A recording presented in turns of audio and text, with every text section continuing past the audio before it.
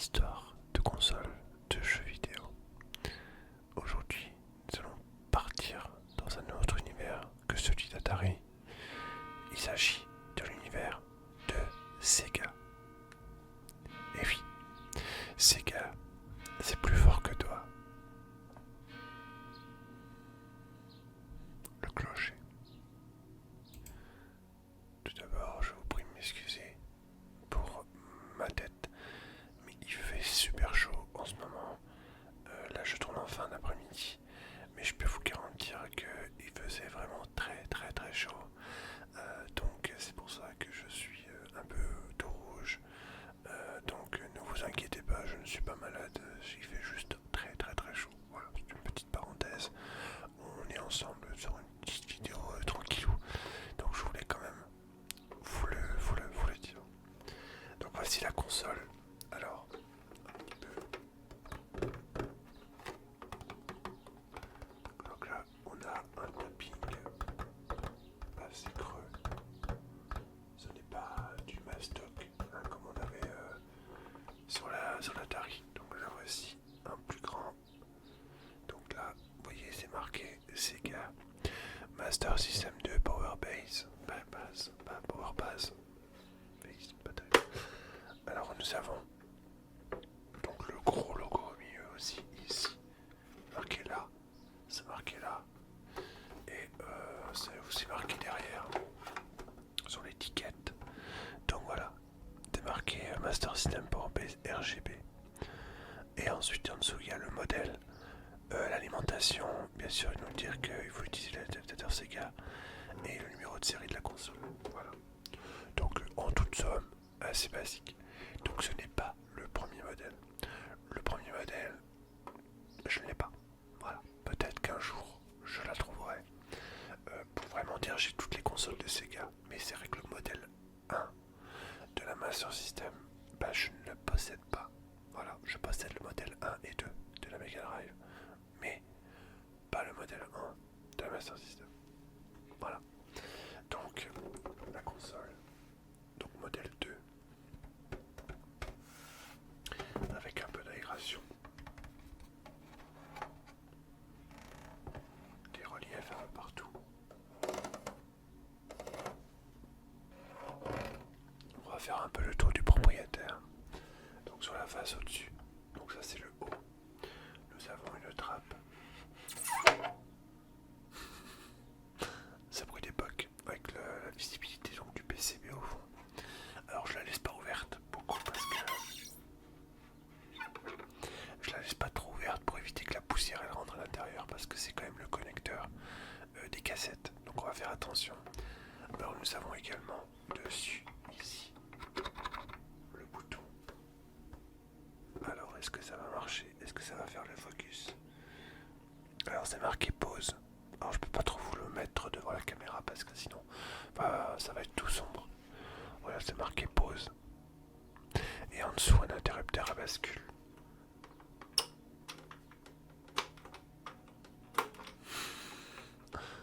Du bon bruit. Avec un interrupteur on-off, donc juste à ce bouton. Il n'y a pas de voyant. Voilà, il n'y a pas de voyant de fonctionnement. Donc ça c'est la base du dessus. Donc la trappe pour l'aération ici. Et puis le logo Sega, puisque là de toute façon quand il y a la cassette on voit plus. Donc c'est pour pas oublier que c'est une Sega Mega Master System 2. Alors en vrai ce jeu, la console on peut y jouer même sans jeu. Étant donné qu'il y a un jeu intégré à l'intérieur, Alex Kidd in Miracle World. C'est d'ailleurs une des spécificités de la Master System. Certaines étaient dotées de Sonic, d'autres avec Alex Kidd. Celle-là c'est Alex Kidd. Voilà.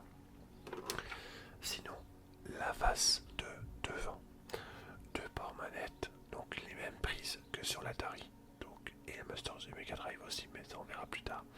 Voilà, donc des prises des B9 classiques avec là ici. C'est décoratif.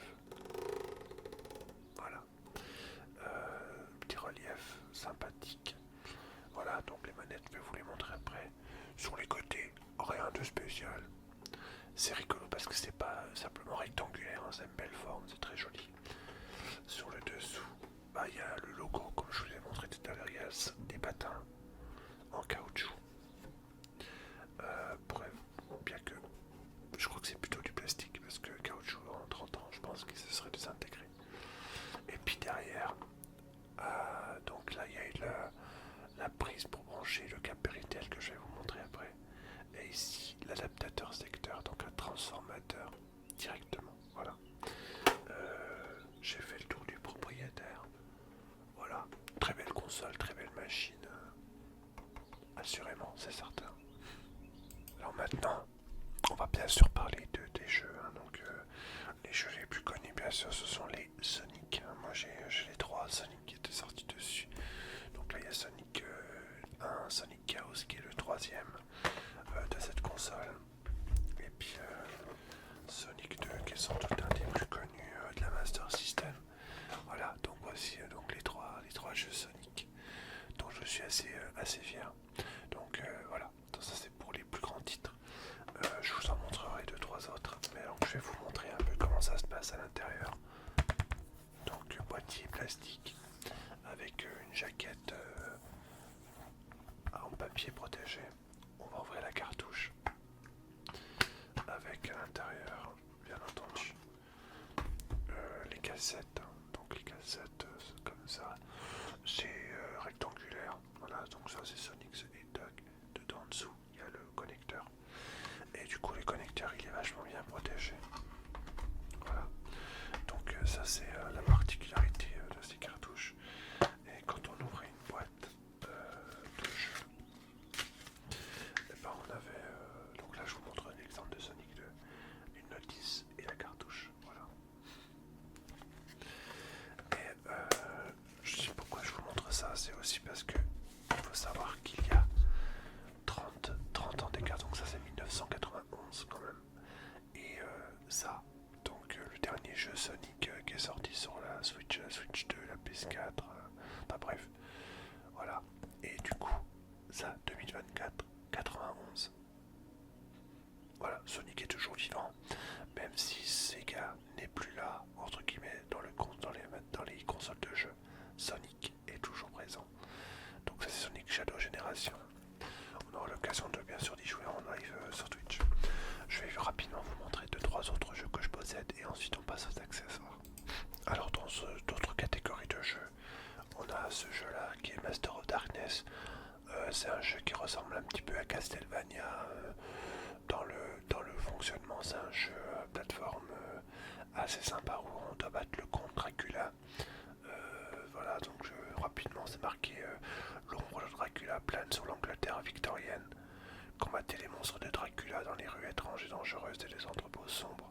Trouvez Dracula, le maître des ténèbres, et sauvez l'Angleterre. Donc vous voyez, c'est un peu comme Castlevania. Il y a aussi Shinobi, qui est sans doute un petit peu comme un Street of Rage. Voilà, donc Shinobi qui est un excellent jeu, très difficile mais très très bon. Après il y avait déjà des jeux à licence à l'époque. Évidemment vous connaissez mon amour pour McDo, Global Gladiator, qu'on a déjà eu l'occasion de faire en entier lors du live calendrier de l'Avent l'année dernière. Il y a aussi des grands noms connus comme Mickey Mouse, voilà, dans Love d'Illusion. Et puis bien entendu Batman, Batman Return, donc Batman le défi. Sans doute des jeux absolument incroyables sur cette console. Donc franchement, cette console a quand même plus de 30 ans, mais franchement, oui d'accord, il y a certains jeux qui ont très mal vieilli, mais moi personnellement, j'attache une importance à ces jeux-là. Je vais maintenant rapidement vous raconter mon histoire avec cette console. Alors en termes d'histoire, cette console est sortie à peu près un tout petit peu après la Nintendo NES. Donc pour un petit peu pour faire de la confrontation, la manette lui ressemblait vachement puisqu'il s'agit de ça. C'est une manette, donc un petit peu la même force que la NES. D'ailleurs j'en ai une juste à côté là, puisque je suis en train de faire des lives en ce moment sur la NES. Donc voilà, donc un peu la manette de la NES, qui est un tout petit poil plus grande, mais pas beaucoup plus grande. Et au niveau largeur, elle est un tout petit peu plus longue. Mais franchement, voilà, donc c'est à peu près la même taille. À peu de choses près. 2 boutons également, sauf qu'il n'y a pas de bouton au milieu. Voilà. Donc 2 boutons avec un où c'est marqué 1 et start, et le bouton 2 actions connexion avec une croix directionnelle pas très pratique du tout et qui a tendance à mal vieillir avec le temps. Voilà, et on entend un petit peu le bon bruit de plastique de l'époque. Et oui, ça vieillit. La même prise que sur l'Atari, ça je vous l'ai déjà montré. Et voilà. Alors les câbles sont assez courts, malheureusement. Bon, du coup on est obligé de rapprocher la console. Mais voilà, en gros, la manette avec le logo Sega, elle est quand même pas mal. Franchement, elle est pas mal. Et puis ensuite, qu'est-ce que j'ai d'autre à montrer? Bon, bah, le câble pour mettre sur la télévision. Alors sur les modèles, selon les modèles, donc moi j'ai le modèle avec le câble Péritel, heureusement, classique, donc un adaptateur, voilà, comme ça. Là, ça c'est la prise. Un gros boîtier ici, donc avec de l'électronique à l'intérieur pour faire de la conversion vidéo. Et voilà. Franchement, l'image est pas dégueulasse du tout. C'est très très propre. Et puis, bien sûr, l'alimentation d'un gros transformateur comme ça. Avec, par contre, là, le câble il est super long, donc c'est intéressant. Voilà, donc, grosso modo, un logo. Donc, ça, c'est un adaptateur d'origine.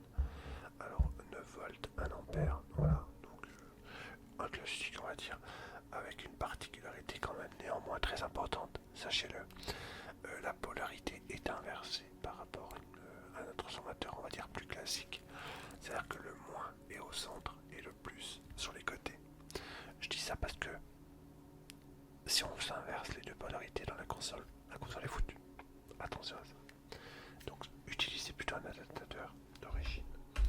Ou alors vérifiez bien pour la polarité. Voilà donc pour les questions techniques, on va pas aller trop loin dans le truc non plus. Je voulais aussi également vous parler de sa petite sœur, mais en portable. Aujourd'hui, la Switch est portable et en même temps on peut y jouer sur la télé. Alors à l'époque on n'avait pas ce genre de console, on avait une console généralement, une console de salon et une console de poche. Enfin, de poche, vous allez voir la chose. Donc dans les années 90, Sonic, Sega, Mega Drive, mais avant la Mega Drive il y avait ça, Sega Game Gear, donc ça c'est une banane. Alors elle est bien gonflée parce qu'elle est pleine de jeux et aussi une grosse console à l'intérieur. Donc on va essayer de l'ouvrir délicatement. Je sais pas si ça va être très délicat.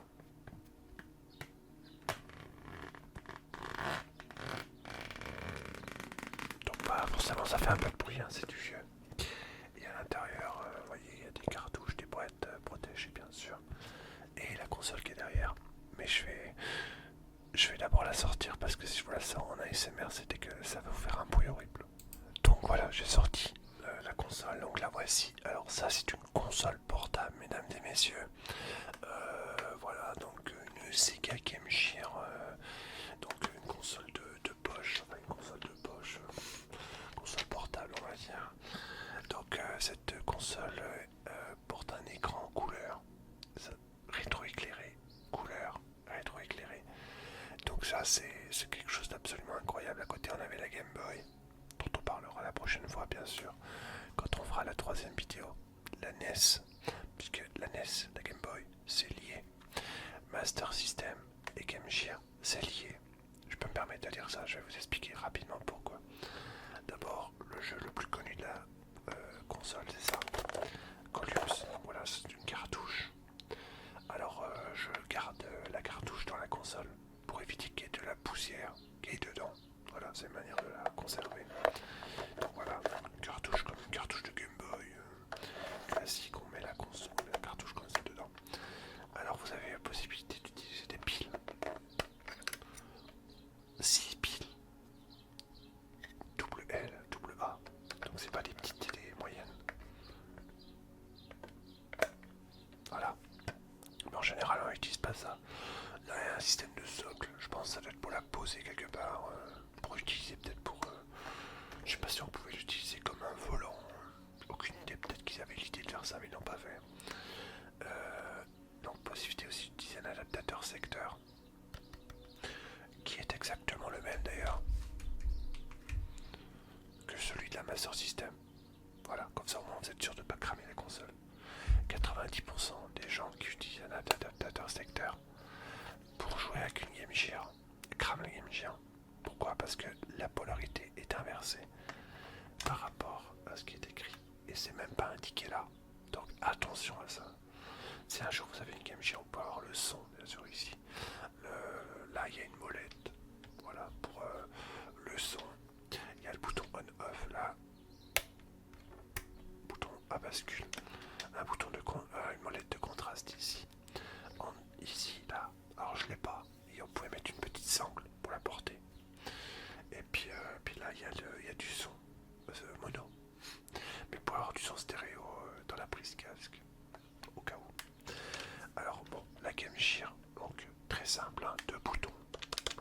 Un bouton star, ouais, il y a le bouton star sur la console. Bouton bleu d'ailleurs, très beau. Et puis une croix directionnelle. Qui est pas mal. Elle est pas mal. Elle est bien. Moi j'aime bien cette croix. Voilà, rien de spécial à dire là-dessus. Somme toute quelque chose de classique. Et on pouvait même regarder la télé à l'époque. Dessus, il y avait un truc dessus, on pouvait mettre la télévision. Bien sûr, chose qu'on ne peut plus faire aujourd'hui, puisque la télévision analogique n'existe plus. Voilà, donc très très belle magie. Et puis enfin, pour finir, pour vous expliquer pourquoi je peux dire que c'est... On avait exactement les mêmes jeux, donc les jeux venaient dans des boîtiers plastiques, très bien protégés, comme la Game Boy. Et puis dedans, bah, on avait des jeux. Et regardez ça. Oh, encore Batman Return. Qu'est-ce que c'est que ça? Oh, encore Sonic. En fait, j'ai tous les jeux en double. Voilà, ça. Oh, encore un Mickey Land of Illusion. En fait, je vais voir les jeux complètement comme ça par hasard. Alors, en fait, savoir que ces jeux-là, je les avais quand j'étais petit. Voilà, donc ça, c'est des jeux que j'avais quand j'étais petit. Ensuite, j'en ai racheté quelques-uns, comme celui-là, ce Stericon Secret Mission, qui est pas mauvais du tout. Il est certainement mieux que Secret Rescue. Il y a ce jeu-là qui est vraiment pas mal. Très très bon jeu. Dr. Robotnik, Min Machine. Très bon jeu. Et puis il y en a plein d'autres, hein, j'en ai d'autres, mais je vais pas tout vous montrer. Et puis un dernier pour la route, voilà, Daz. Que j'ai exclusivement sur Game Gear, Daz. Ines Game from Mars. Voilà. Alors pour terminer rapidement sur cette histoire, la Master System, en fait je n'avais pas la console quand j'étais petit.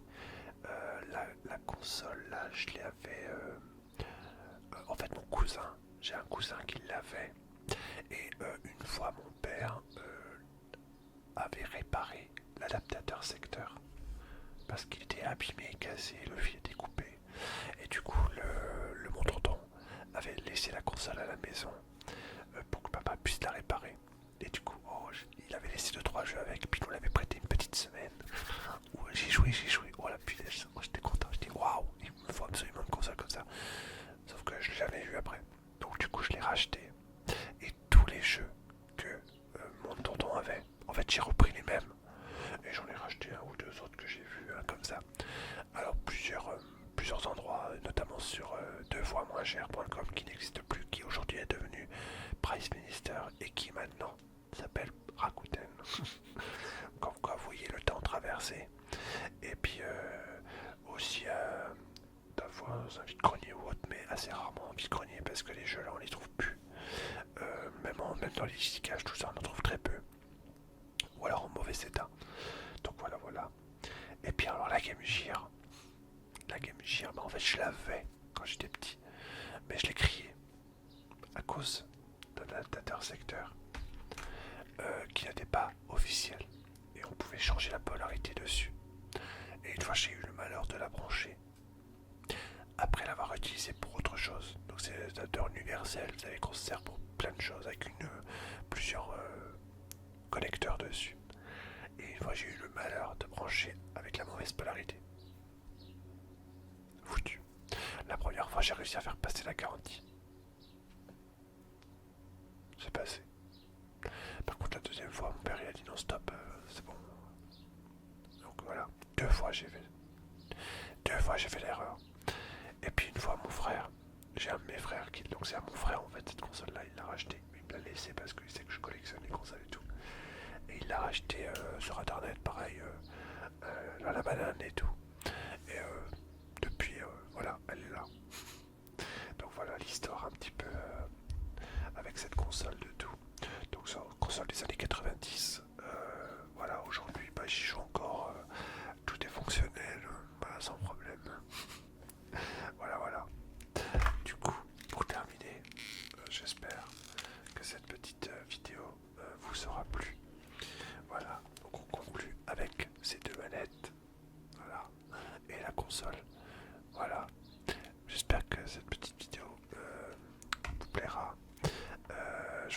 gros bisous. Je vous dis bye bye.